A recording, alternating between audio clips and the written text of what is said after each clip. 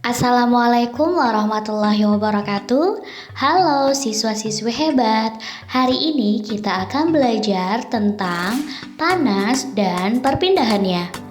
Materi pembelajaran hari ini tentang apa itu panas dan macam-macam perpindahan panas seperti konduksi, konveksi, dan radiasi.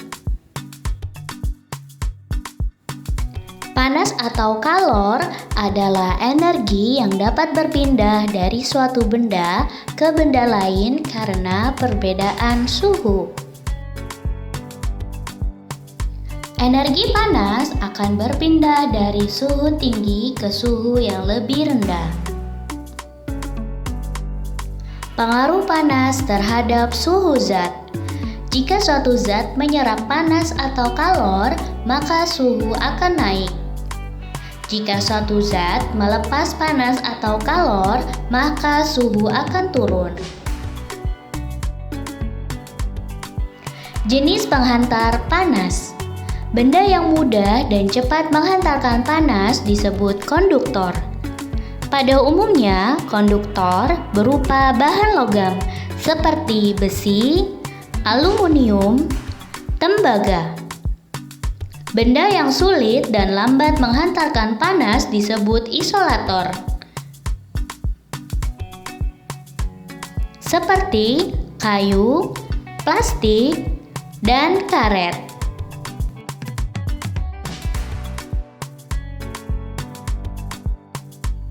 Perpindahan panas secara konduksi. Perpindahan panas secara konduksi adalah perpindahan panas tanpa disertai perubahan zat perantaranya. Jadi, pada perpindahan konduksi, hanya energi panasnya saja tanpa disertai zat perantaranya.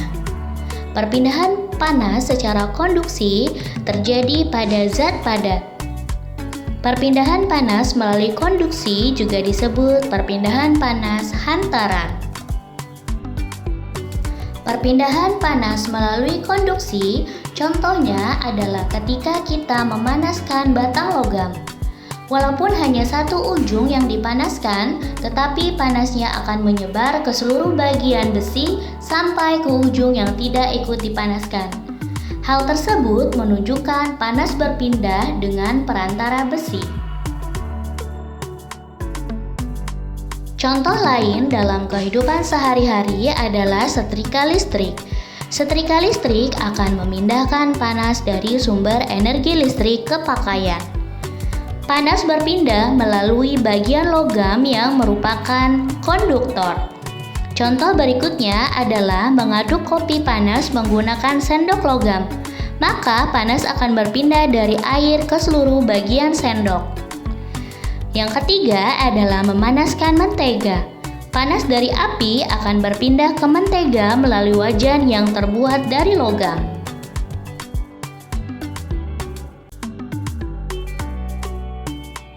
Perpindahan panas secara konveksi. Perpindahan panas secara konveksi tidak hanya energi panas yang berpindah, namun disertai dengan perpindahan partikel zat perantara.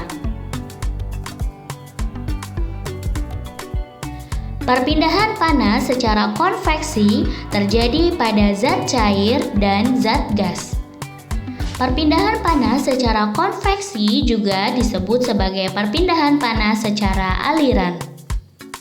Perpindahan panas secara konveksi dapat kita lihat saat memasak air. Air yang panas terlebih dahulu adalah air yang berada di bagian bawah. Kemudian, air yang panas tersebut akan naik. Sedangkan air yang di atas yang masih dingin akan turun. Begitu seterusnya, peristiwa konveksi terjadi pada proses memasak air. Selain memasak air, perpindahan panas secara konveksi yaitu asap cerobong pabrik yang membumbung tinggi. Terjadinya angin darat dan angin laut. Gerakan balon udara.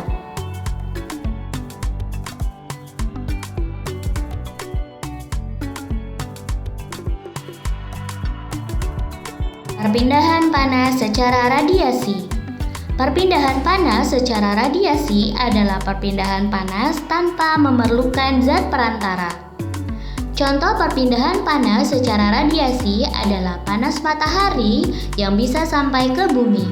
Meskipun antara matahari dan bumi terdapat ruang hampa yang tidak dapat menghantarkan panas. Perpindahan panas secara radiasi juga disebut perpindahan panas secara pancaran.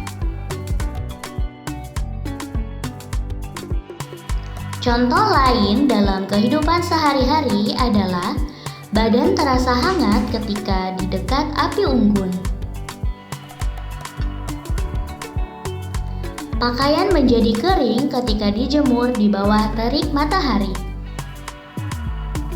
Proses menetaskan telur unggas dengan lampu.